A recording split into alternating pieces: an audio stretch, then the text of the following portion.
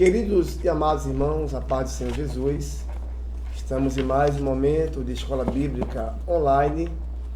Nessa feita iremos aprender um tema importante e queremos lhe convidar para estar conosco nessa EBD Online. Também está conosco o nosso querido professor da Escola Bíblica, Ademilson. O mesmo ensina a classe dos novos convertidos. Bem-vindo, Ademilson, em nossa EBD Online. Prazer, meu querido. É um prazer estar aqui junto convosco, para nós assim fazermos essa aula. Amém. Amados, o tema que nós iremos abordar é a nossa lição 9, que tem como tema as profecias no período intertestamentário. E queremos lhe convidar para estar conosco nesse período, de EBD. Curta, comente e compartilhe, porque nosso intuito aqui é abençoar vidas. Vamos ler nossa leitura temática. Gálatas 4:4. Vindo, porém, a plenitude dos tempos, Deus enviou seu Filho, nascido sobre os homens, nascido sobre a lei. E você que está aí em sua casa, leia João 1, verso 19 ao 23. E o nosso objetivo nesta noite, iremos aqui descrever como se desenvolveu o período intertestamentário, reconhecer o contexto e os fatos que ocorreram neste período. E nossa introdução, ela diz assim: no decurso do Velho Testamento, e agora estamos no período interbíblico, isto é, período entre o Velho e o Novo Testamento. Esse período é muito importante no que diz respeito ao estudo da Bíblia e compreensão do contexto do Novo Testamento. Nesta lição, iremos nos preocupar com esse e outros detalhes, a fim de melhor compreendermos o que propomos neste estudo. E vamos aqui para o tópico primeiro, o fundo histórico do Novo Testamento. E aqui, essa lição, ela menciona que o período interbíblico ou intertestamentário é o momento histórico do espaço de tempo entre o Velho Testamento e o Novo Testamento.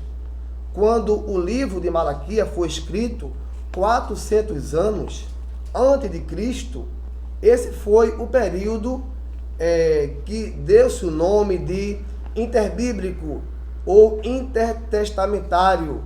Depois de Malaquias, o Senhor não levantou mais nenhum profeta. Então, vamos ver aqui o fundo histórico do Novo Testamento. Segue alguns dados contextuais desses fatos: a situação política, o domínio dos romanos, a divisão da Palestina. A língua que na época era preponderante era grega, o aramaico e um pouco de judaísmo. Também havia o exclusivismo judaico na religião, que isto era a confissão da própria fé, excluir a possibilidade de qualquer outra religião que compartilhe a verdade e o acesso à transcendência. Então, esse exclusivismo judaico não permitia nenhuma outra religião em seu cenário atual. E nesse panorama do Novo Testamento, nesse período interbíblico de 400 anos, esta era a forma que Israel se encontrava. Temos o calendário hebraico, que a sua forma era decrescente. Então, nesse período, ele estava terminando. E nesse período havia o domínio dos persas. E quando veio o Cristo, estava no período dos romanos. Ou seja, o calendário hebraico, ele zerou quando Cristo nasceu.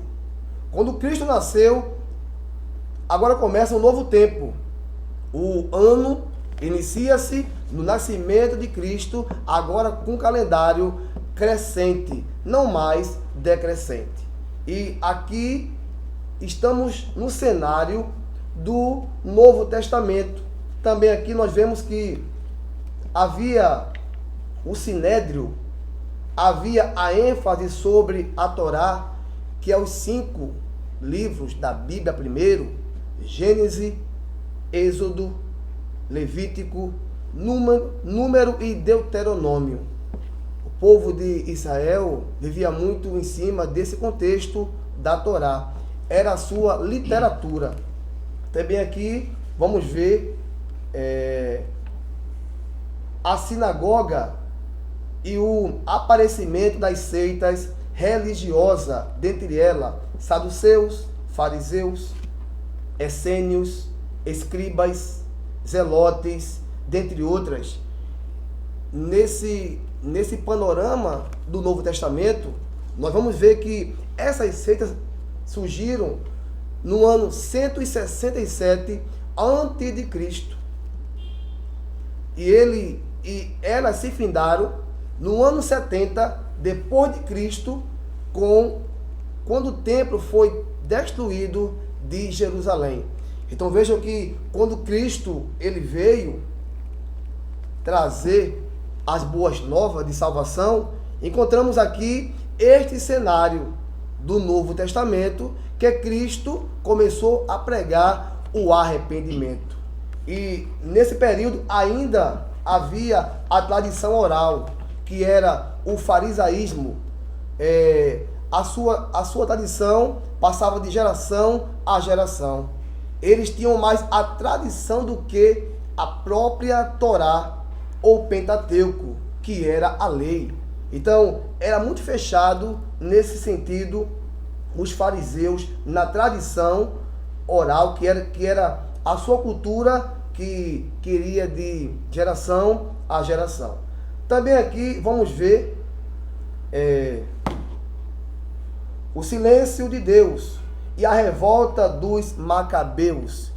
O que foi isso? No ano 167 a.C., os Macabeus lutou contra o Império Seleucida da influência helenística sobre a vida judaica. Os Macabeus enfrentou os Seleucidas e venceu, e entrou em Jerusalém e trouxe de volta o templo, e ali voltaram a cultuar a Deus. Esse foi um período que o Novo Testamento enfrentou antes de Cristo.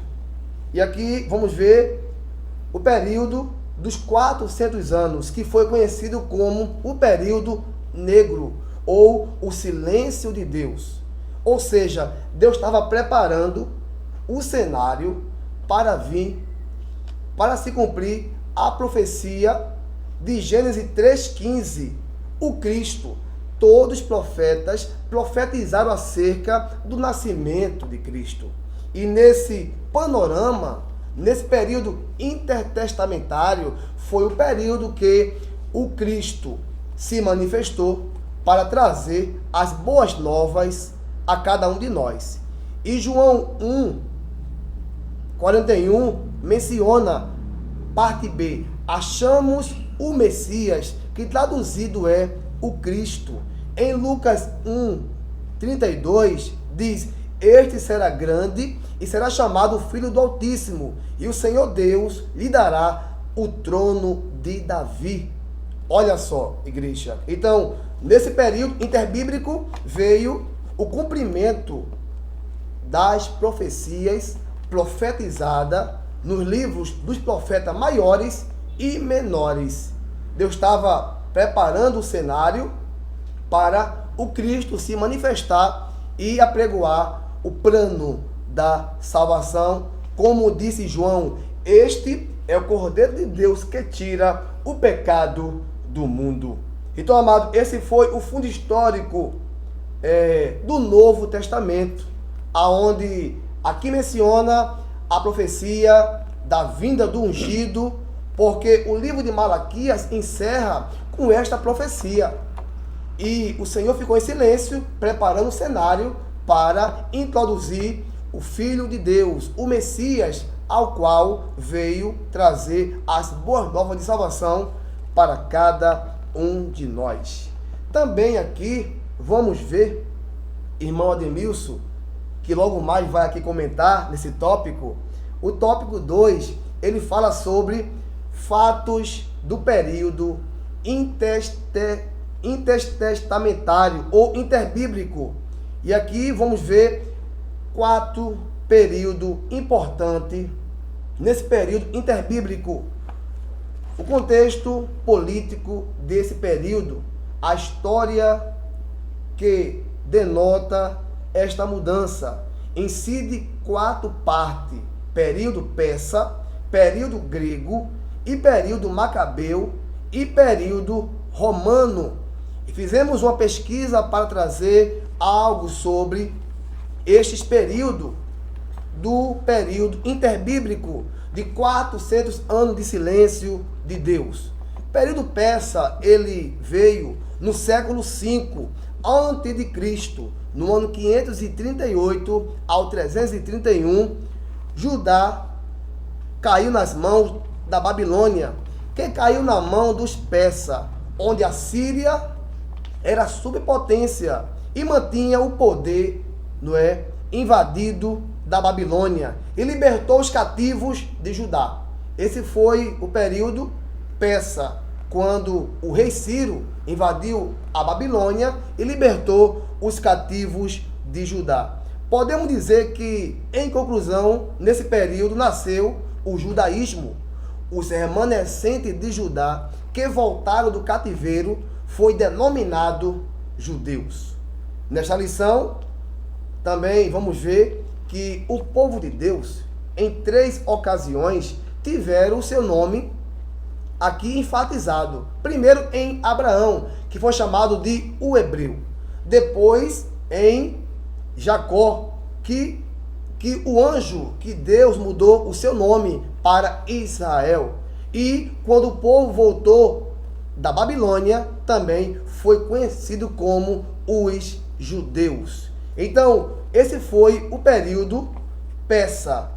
Agora, o período grego do Antigo Testamento, no ano 333 a.C., com o imperador Alexandre Magno, que venceu o reino persa e estendeu-se a Ásia Menor, Síria, Tiro, Gaza, Egito, Pérsia, Então, esse período grego também foi muito vasto e lutaram 12 anos contra os persas. E agora aqui vamos ver, segundo o historiador judeu Flávio Joséfo, ele pediu a Alexandre Magno que o povo de Israel tivesse um pouco de paz. E aqui nós encontramos que eles podiam viver livremente segundo as suas leis. Seus impostos foram tirados e o povo podia adorar segundo a Torá. Também nesse período grego encontramos que ele introduziu a língua grega como a língua oficial do comércio internacional. Esse foi o período interbíblico, quando Cristo foi inserido, estava neste cenário o Novo Testamento. E também aqui a palavra helênica vem de Helen, que significa grego. A Grécia Antiga era chamada de Elade. Então, quando nós ouvimos alguma palavra helênica, Helen, Então, isto denotava o período grego. Também vamos ver o período dos Macabeus, no ano 164 ao 37 a.C. Eles reimpuseram a religião judaica, expandiram as fronteiras de Israel e reduziram no país a influência da cultura grega que foi introduzida pelos gregos. Os Macabeus, durante anos, lideraram o movimento que levou à independência de Judá. Então, vamos ver períodos que a nação de Israel enfrentou devido às conquistas dos imperadores que predominava a nação. E por último, o período romano, que foi o maior em tempo. Foram 5 séculos. No ano 27 a.C. até o ano 476 depois de Cristo. O Império Romano começou com Otaviano Augusto. Aí veio Cláudio, aí veio Nero, o que queimava cristãos em seu jardim, as perseguições, veio Tito, veio Trajano, Adriano, Diocleciano, Constantino, o que oficializou a religião cristã como oficial do Império 300 anos depois de Cristo. E depois dele veio Rômulo Augusto e terminou com Constantino XI. A extensão de Roma, amado, foi muito vasta. 6 milhões de quilômetros quadrados estava sob o domínio de Roma. Então vejam que esses 4 períodos é importante. Faça uma pesquisa sobre os períodos que a Bíblia menciona do reino persa, reino grego, reino macabeus e reino romano. Você vai ficar fascinado com tanta informação sobre esses períodos que passou o povo de Deus. E aqui vamos ver que nesse período, o mundo nesse período podemos notar transformações significativas quanto às civilizações que se levantaram. E nesse contexto também está o povo judeu, que esperava o Messias, que iria libertar ele da escravidão dos persas, dos gregos, dos macabeus e dos romanos. Então vejam que Israel só vivia em cima dessa profecia, não é? E logo eles também esperavam um Cristo político que brigasse contra estes impérios. Mas o plano de Deus era trazer um Cristo que trouxesse um reino espiritual. Daí porque eles não creram que Jesus era o Filho de Deus. Também aqui vamos ver, nesse fato de período interbíblico, o surgimento das instituições e seita. E o nosso professor Ademilson, ele vai comentar sobre a sinagoga, sobre o templo reconstruído e sobre o sinédrio. Ademilson. Graça e paz. Meus queridos, vou agora argumentar sobre a sinagoga, o surgimento. Isso ocorreu no período do cativeiro babilônico, quando o reino do sul, Judá, caiu na mão dos babilônicos sob o domínio de Nabucodonosor. No ano 586 a.C. As pessoas aqui, nós sabemos que quando Deus deixava que o inimigo se apoderasse, colocasse as mãos sobre os povos, seus servos, seus filhos, era devido da desobediência dessas pessoas. E o que acontece? Acontece que quando eles estavam distantes, e esse período que se passou, foi muitos anos, eles sentiram necessidade e eles precisavam de Deus agora. E mesmo desobediente, nós vimos que aqui eles recorreram ao rei, recorreram aos sacerdotes, exigindo que eles criassem uma situação, um meio pelo qual eles poderiam agora cultuar, adorar, tá entendendo? E buscar ao Senhor. Isso. Pois já fazia muitos anos que Deus não se comunicava com o povo, e ele agora sentia essa falta. Nós observamos também que foi nesse período que assim surgiram os grupos de adoradores. Esses grupos formaram os primeiros das instituições e posteriormente vieram a ser conhecida como nome grego de sinagoga. Hoje nós podemos dizer unidos, juntos, assembleias, congregações. Isso. Foi durante esse período que o profeta Ezequiel assumiu o seu ministério profético. E nós observamos aqui que quando Ezequiel, junto com os sacerdotes agora, começaram a conversar com o povo por conta da calamidade que eles estavam passando agora. O sofrimento dele agora era causado através do pecado, e dos pecados muito abordados aqui foi da idolatria, pecado terrível diante de Deus. E o que aconteceu? O que aconteceu que tanto falar, ou as pessoas tomaram conhecimento de si, caíram em si, que pecaram contra Deus, que isso agora deixou de ser um problema para os judeus. Os judeus, mesmo em terra pagã, agora só cultuavam e adoravam só o único Deus, o Deus de Israel. Aleluia. Nós sabemos também que o judeu sempre caía, sempre cometia erros. Deus o libertava e ele sempre cometia os mesmos erros.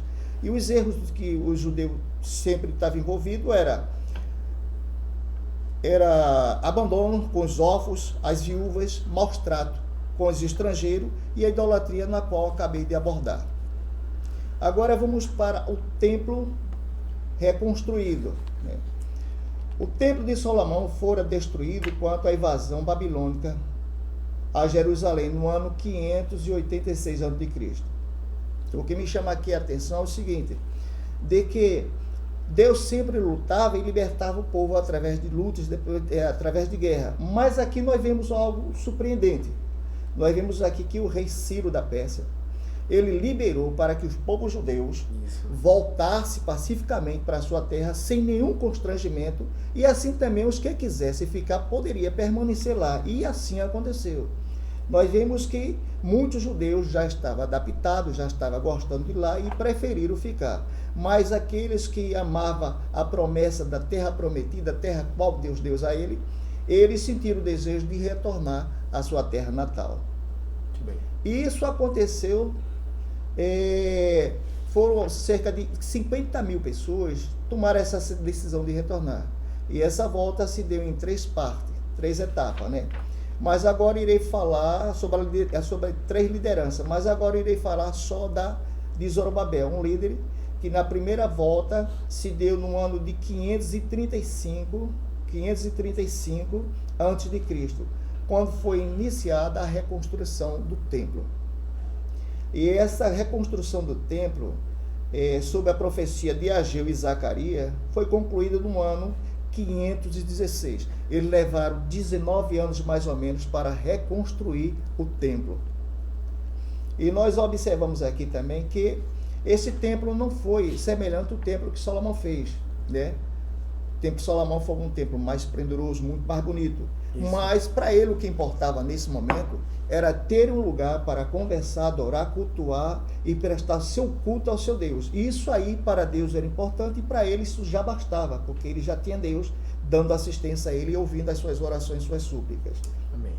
E nós observamos também que tempos depois, Herodes o Grande, né, iniciou e fez uma obra maior, fez um templo maior no ano 19 a.C. E foi nesse templo que Jesus Cristo, ao sair, profetizou e disse que não ficaria pedra sobre pedra que não fosse derrubada. E essa profecia se cumpriu no ano 70 depois de Cristo, com o ataque romanos a Jerusalém. Amém? Agora vou concluir minha parte aqui, sobre o Sinédrio. Esdras e Neemias trabalhavam muito sobre a questão dos ensinamentos com o povo.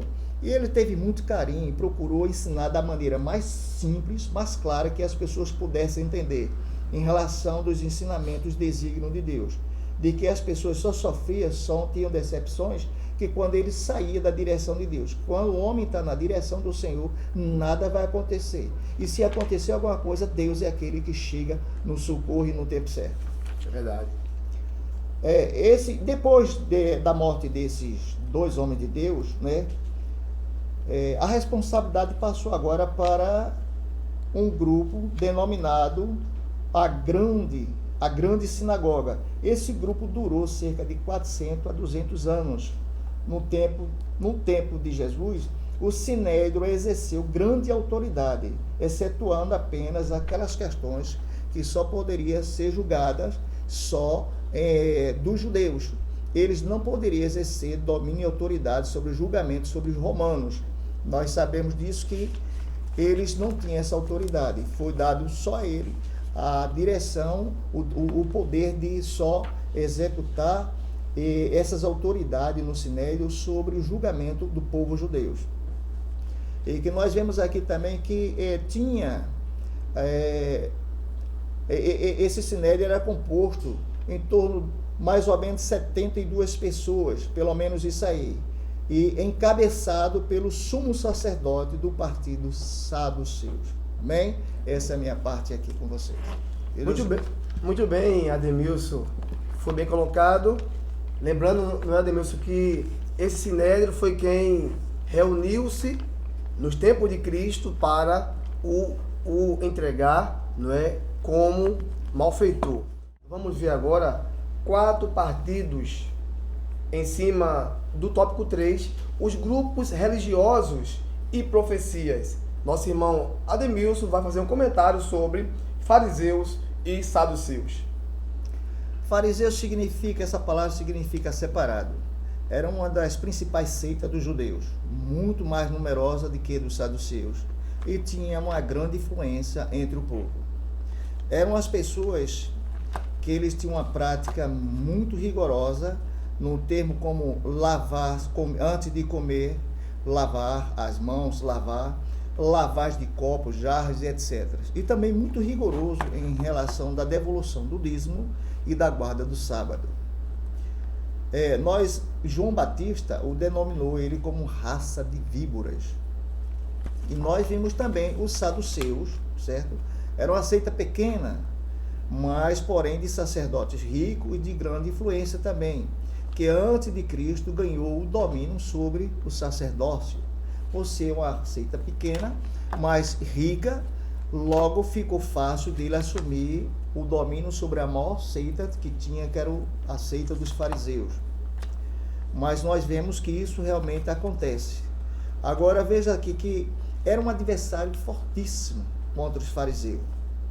Eles repudiavam as tradições dos fariseus, dos fariseus.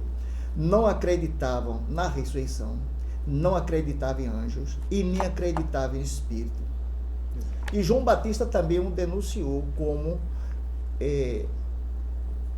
também como raça de víbora. Tanto ele como os saduceus, como os fariseus, estavam junto quando João Batista mencionou isso a eles, que eles eram as pessoas que não se uniam, não se ligavam de maneira nenhuma.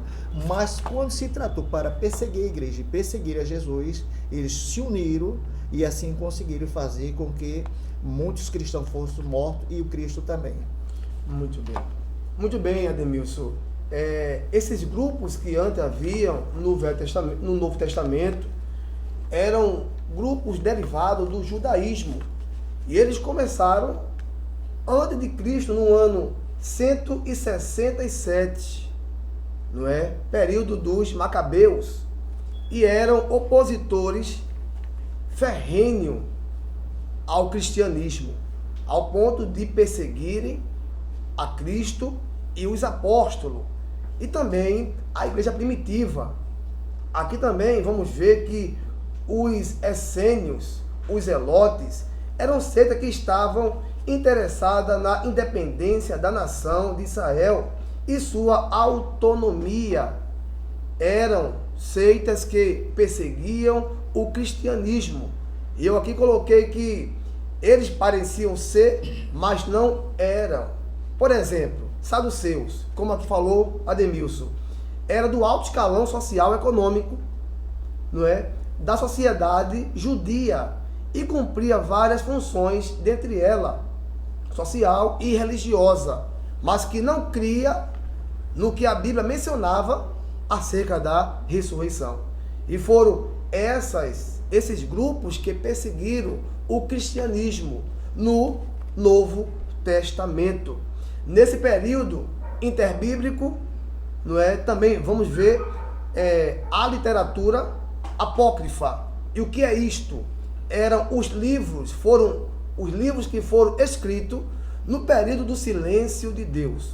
Nesse período, Deus não levantou profeta, mas alguns se denominaram ao ponto de levantar-se para falar o que Deus não estava falando. E aí surgiu 7 livros apócrifos, Tobias, Judite, Sabedoria de Salomão, Eclesiástico, 1ª e 2ª Macabeus e Baruque. Esses livros foram inclusos na Septuaginta Católica, porque a Bíblia Católica ela foi traduzida do hebraico também para o latim e foram incluídos os livros apócrifos, não é? Escrito por homens que não foi citado por Jesus quando estava aqui pregando as boas novas. Esses livros, eles não passaram pelo canon. Canon é a palavra grega que significa regra ou vara de medir. É a lista dos livros inspirados por Deus que formam a Bíblia Sagrada, os quais dão testemunho da revelação de Deus e que são 66 livros, ao qual é a verdade infalível e eterna.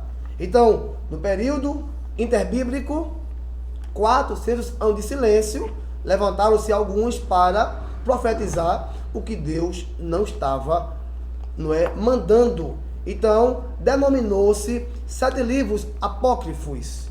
E vamos fazer essa pergunta a você, para também comentar conosco em nosso canal quais são os livros que foram inseridos, o nome dos livros apócrifos, que não foi inserido na Bíblia Sagrada. Então você vai aí comentar sobre esses livros apócrifos.